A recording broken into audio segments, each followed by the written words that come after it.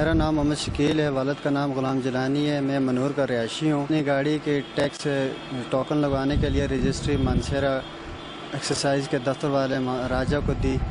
9,500 روپیہ 2.5 سال کے ٹوکن لگوانے تھے۔ نہ وہ رجسٹری مجھے ملی ہے، اور ایک دن اس نے مجھے رجسٹری دی، لیکن اس نے کہا کہ بھائی یہ ٹوکن نہیں لگے ہوئے۔ میں نے کہا یہ کیوں نہیں لگے؟ اس نے کہا 2,000 روپے ایکسٹرا مجھ سے مانگ رہا تھا۔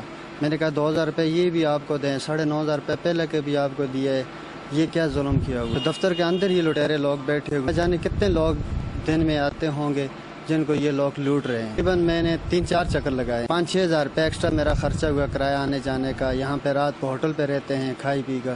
عمران خان وزیر اعلیٰ سے درخواست کرتا ہوں، سے عمران خان دعوے کر رہا ہے کرپشن ختم کی جائے، لیکن ہم لوگ دفتر میں آتے ہیں تو دفتر کے اندر ہی لٹیرے بیٹھے ہوئے ہیں، اندر ہی سے وہ لوگوں کو لوٹ رہے ہیں۔ یہ کون سے قانون ہے ان کا؟